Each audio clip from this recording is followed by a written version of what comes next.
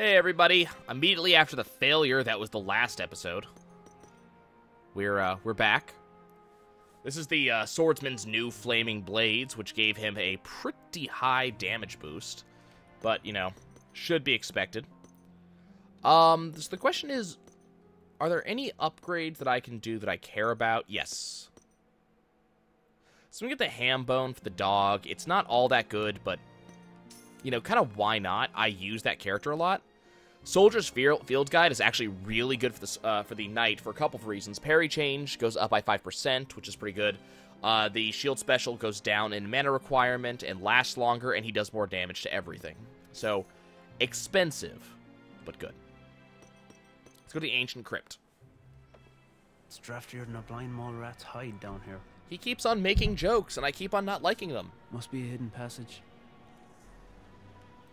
Okay.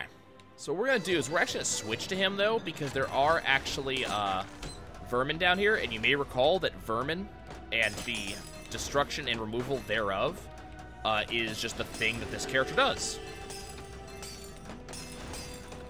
So one thing we want to do is we want to light up all the lights.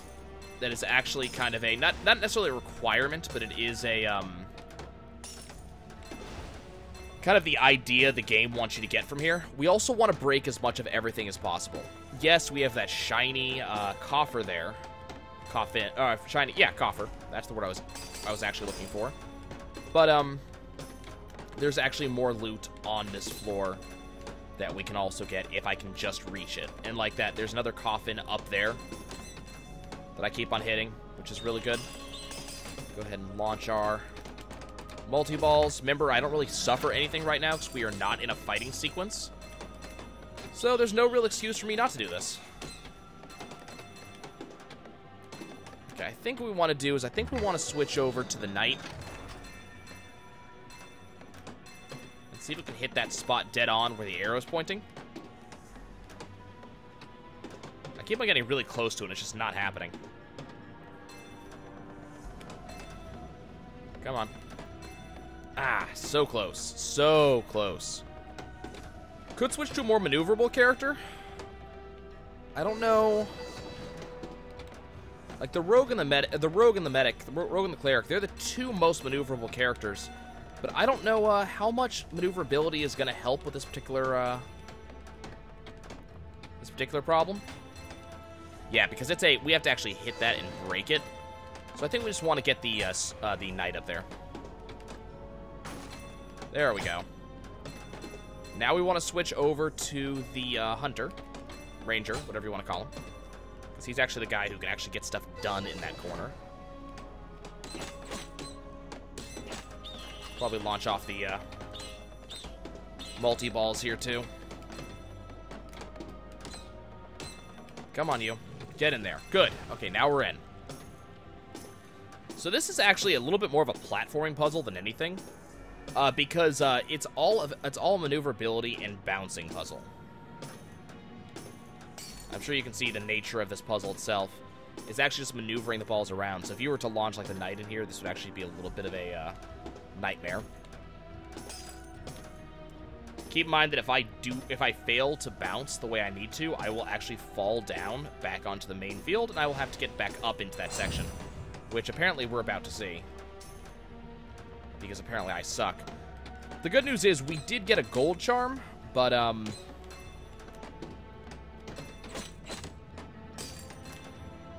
guess it's going to help a little bit, but we've already gotten probably 80% of the gold that's on this level in the first place. And now I have to actually get back up into that doorway, and rats are just going to continue to pour out of there. Oh, I was robbed of that one. There we go. No, I went too far.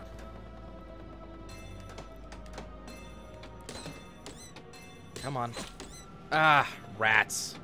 They're literally just knocking me into places I do not want to be. Okay.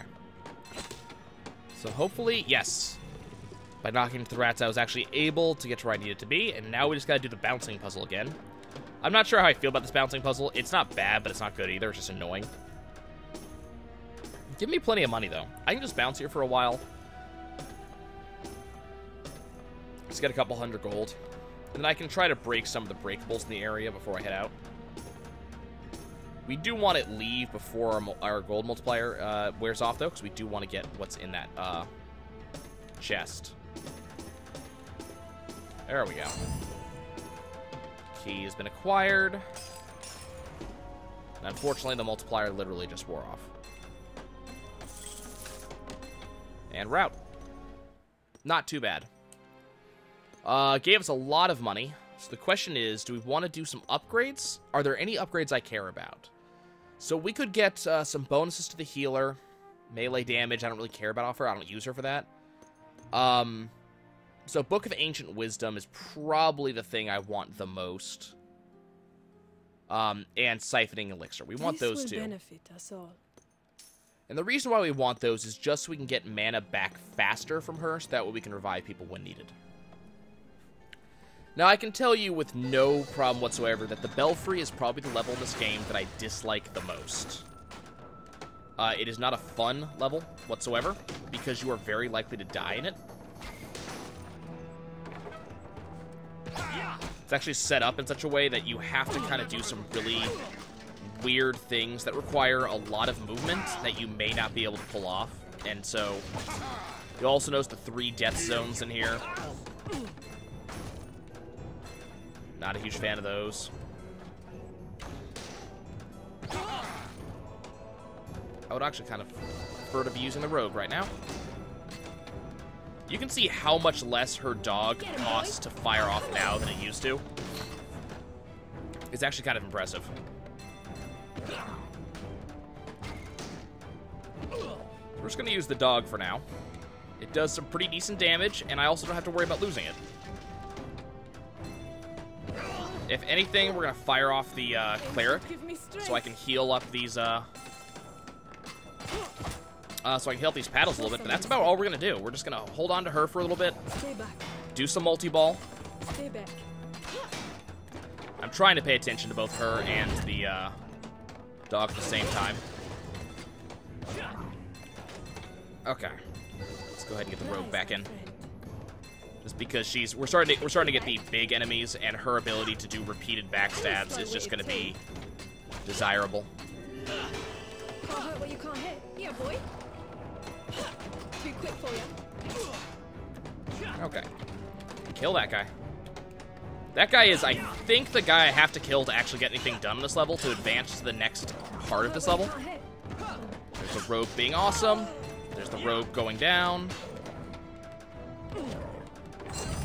Dog's starting to do some really favorable damage, actually. It's not bad. You kind of don't want to use the knight on this level for one specific reason, and it has a lot to do with the those crates on the left-hand, right-hand side. Those are death areas, and the problem is I just unlocked one, which means that I could very easily get myself killed. Oh, damn. Speaking of getting myself killed. So I had to make sure that when I'm doing stuff around this level right now, that I am maneuvering characters away from the death pit over on the left-hand side, which is just obnoxious in a lot of ways. I honestly couldn't tell you what the current objective is. I think it's kill this guy. And that's fine, because that shouldn't be too hard if I can aim. And you're slow-witted too. That didn't do exactly what I wanted to. Yes, I wanted to get up there, but I did actually want to kill him while I was up there. I'm actually amazed that we did not kill that guy while I was on the ramp. Okay, you notice the yellow arrow. It's yellow, so it's not an end-of-level arrow. Just a kid, eh? And you're slow-witted too. That guy's down. So that gets me into this area, which means you'll notice there's bats, so that means that I want the ranger out. You'll also notice that we are on the same level. If I fall, I have to deal with that nonsense down there again. Can't outrun this. But the problem is that I have to deal with all these goddamn bats. And normally, I like bats. Bats are cool creatures. This is simply annoying. This was a turkey shoot. Because they are literally just flooding in and preventing me from achieving my current objective, which is to get to get to those barrels and break them. Yield, you dogs. I'll let a little daylight in you. Come on, get me over there. Now what I could do, which might be what they're asking me to do, This is a turkey shoot. I might just send out, I can't remember, you might have to send out falcons to get through easily enough. That may be the requirement here. This is a turkey shoot. Come on. This is working. It's just, it's such a slow level. Can't outrun this. This is a turkey shoot.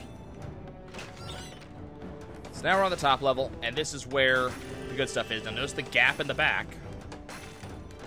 You can easily knock yourselves out of the area from here. Which I just did. Knocks you all the way to the ground. And that's why I don't like this level. So you got, like, objectives you're trying to solve, trying to get done, and I have to go back up 2 layers just to get there. Damn it, I missed that shot. Okay, I need to, cleric up a, solution to my paddles real quick. Stay back. Show some respect. There we go. Okay, that just got me up here. Stay back. So now we want to move to him. Move to the Rangers, that way we can get back up here. Which didn't take too much time. Get the gold charm. Shield added for the knight, strangely similar to the one he lost ages ago, which increases the duration of his shield special ability. That's pretty good. I forget, how far down does that drop me? All the way. Let's get to it. Now, in order to actually beat the level, I need to actually get to the end. Which was all the way back up here.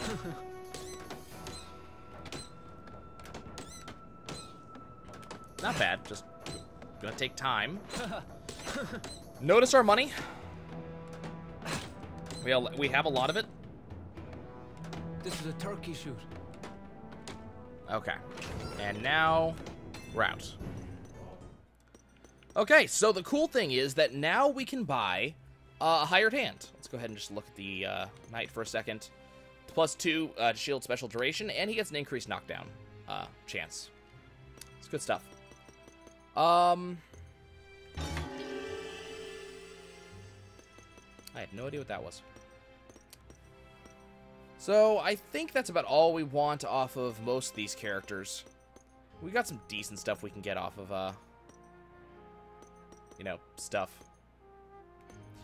So I think what we're going to do is we're going to buy a new character. We have the choice of the monk, the alchemist, the barmaid, or the farm boy. Each of these characters actually has their own level up specs, their own designs. What's interesting about them also is that apparently some of them have their own storyline elements. I've only ever played with the monk. I'm going to buy him because I know where his storyline element comes from. Let's go watch his scene. Traveling to the mountain? I am heading to my hermitage there. I always appreciate a little company on the road. I am really cool with him joining me. This is going to be fun. So that's all. It just gives you a chance to actually hear who he is. And then, yes, we want to purchase him for 5,000 gold. Thank you, my friend. My fists are yours for the time being. He just beats people up. That's his thing. So now we get him. He's got an average medium-sized ball with medium-sized damage, really high maneuverability, which is special. He runs over enemies, and his agility and damage get boosted when I give him the special. And he does have his own level ups. Like, he does have a lot of good stuff. At 4% mana to flip or heal, sure. Let's see. He actually does get rear attack damage multiplier. Let's see.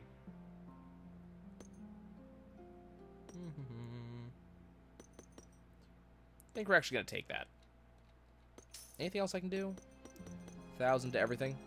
It's really expensive. Do you have anything I can do for cheap?